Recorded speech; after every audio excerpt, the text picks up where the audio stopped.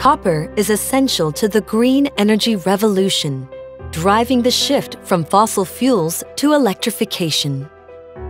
As one of the largest copper mining companies in Indonesia, responsible production defines our operations.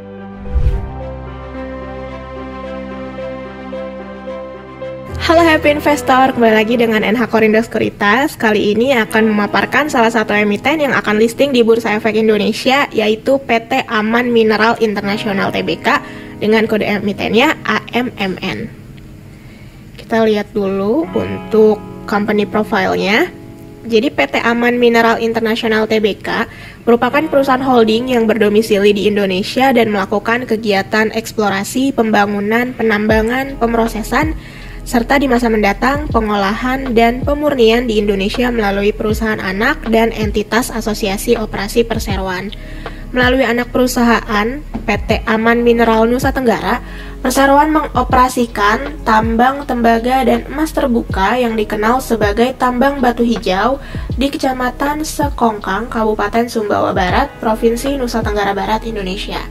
Nah, tambang batu hijau ini memproduksi konsentrat tembaga berkadar tinggi yang sangat bersih serta mengandung emas dan perak sebagai mineral pengikutnya yang merupakan bahan baku yang sangat diminati oleh smelter di seluruh dunia. Adapun per tanggal 31 Desember 2022, tambang batu hijau secara kumulatif telah memproduksi 9.400 mlbs tembaga dan 9,5 mos emas. Nah, ini bisa dilihat kegiatan dari perusahaan Aman Mineral.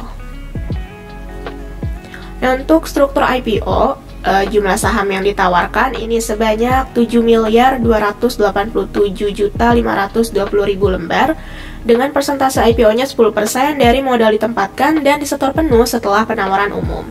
Adapun nilai nominal yaitu Rp125 per lembar, harga pelaksanaan di kisaran Rp1.650 hingga Rp1.775 per lembar.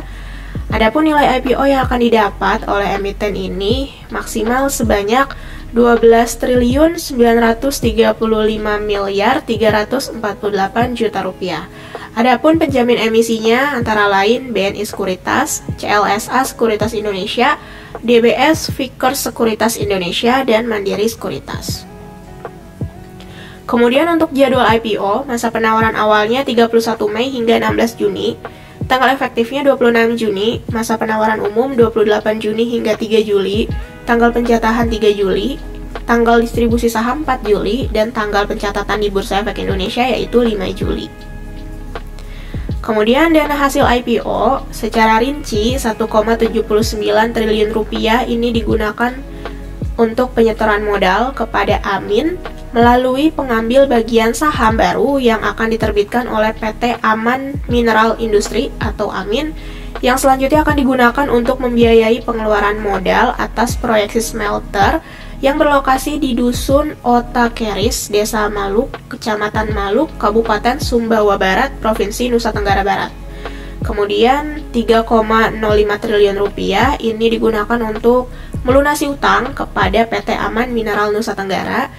Adapun sisanya ini digunakan sebagai penyetoran modal kepada AMNT melalui pengambil bagian saham baru yang akan diterbitkan oleh AMNT, yang selanjutnya akan digunakan oleh AMNT untuk membiayai pengeluaran modal atas proyek ekspansi pabrik konsentrator yang berlokasi di Desa Sekongkang Atas, Kecamatan Sekongkang, Kabupaten Sumbawa Barat, Provinsi Nusa Tenggara Barat. Kemudian juga proyek pembangkit listrik tenaga gas dan uap di AMNT yang berlokasi di Desa Benete, Kecamatan Maluk, Kabupaten Sumbawa Barat, Provinsi Nusa Tenggara Barat. Untuk keunggulan kompetitifnya, yang pertama ini produsen tembaga dan emas yang signifikan secara global dengan cadangan biji kelas dunia yang besar. Kemudian, salah satu operasi penambangan dan pemrosesan dengan biaya C1 cash cost terendah di dunia untuk kuartil pertama yang didorong oleh kandungan emas dan perak yang tinggi dari cadangan biji AMNT dan peningkatan efisiensi operasional. Kemudian investasi yang signifikan dalam infrastruktur pertambangan dan pemrosesan, pertumbuhan fundamental tembaga yang kuat didukung oleh permintaan yang diperlukan untuk transisi energi hijau, Kemudian tim manajemen kelas dunia dengan pengalaman global dan rekam jejak yang terbukti dalam meningkatkan efisiensi operasional dan melakukan investasi dan belanja modal yang fokus pada peningkatan nilai perseroan. Nah, untuk faktor-faktor risiko utama antara lain kinerja operasional dan kondisi keuangan perseroan sangat bergantung pada harga tembaga dan emas yang sangat bersiklus dan dapat berfluktuasi. Kemudian izin ekspor AMNT yang berakhir pada 31 Maret 2023 mungkin tidak dapat diperpanjang dan mengakibatkan ketidakmampuan AMNT untuk mengekspor konsentrat tembaga yang akan berdampak buruk pada kinerja operasional dan kondisi keuangan AMNT di masa depan.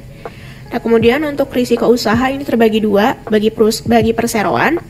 Perseroan ini merupakan perusahaan holding di mana perusahaan anak utama perseroan AMNT memiliki utang yang signifikan terkait dengan pembiayaan kebutuhan belanja modalnya, termasuk pengembangan fase 8 tambang batu hijau, proyek ekspansi pabrik konsentrator, proyek pembangkit listrik tenaga gas dan uap, dan proyek terminal penyimpanan dan regasifikasi LNG, dan Amin akan menanggung utang terkait dengan pembiayaan proyek smelter.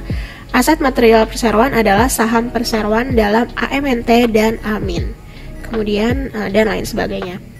Nah, adapun risiko usaha bagi perusahaan anak, yaitu grup bergantung pada tambang batu hijau.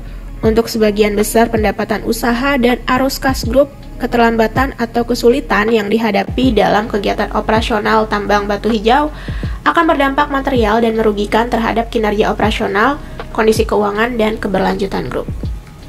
Kemudian untuk risiko umum, antara lain ketidakstabilan politik dan sosial di Indonesia dapat berdampak merugikan terhadap perekonomian yang pada gilirannya dapat memiliki dampak merugikan yang material terhadap operasi bisnis, kinerja operasional, kondisi keuangan, dan prospek grup. Interpretasi dan penerapan peraturan perundang-undangan di Indonesia melibatkan ketidakpastian. Indonesia tunduk pada risiko geologis yang signifikan yang dapat menyebabkan bencana alam dan kerugian ekonomi, dan lain sebagainya. Adapun bagi investor sendiri yang patut diperhatikan risikonya antara lain, kondisi di pasar modal Indonesia ini dapat memengaruhi harga atau likuiditas saham yang ditawarkan, dan tidak terdapat pasar sebelumnya atas saham dapat berkontribusi terhadap kurangnya likuiditas. Kondisi pasar dan ekonomi dapat memengaruhi harga pasar dan permintaan untuk saham perseroan yang dapat berfluktuasi tinggi. Kemudian kepentingan pemegang saham utama perseroan dapat bertentangan dengan kepentingan pembeli saham yang ditawarkan, dan lain sebagainya. Kemudian kita lanjut untuk Key Financial Highlights. Yang pertama ada neraca keuangan. Kita lihat rasio-rasionya per 31 Desember 2022. Current rasionya 3,4 kali, debt to equity rasionya 0,5 kali, debt to asset rasionya 0,3 kali, ICR 12,2 kali, dan DSCR-nya 4,7 kali. Nah, kemudian kita lanjut, ada laporan laba rugi. Kalau kita lihat untuk rasio-rasionya per 31 Desember 2022, gross profit margin ini tercatat 57,9%. Net profit margin juga tercatat tinggi 38,8%. Return on assets yaitu sebesar 18,8%, dan return on equity-nya 36%. Sekian mengenai paparan IPO kali ini, terima kasih.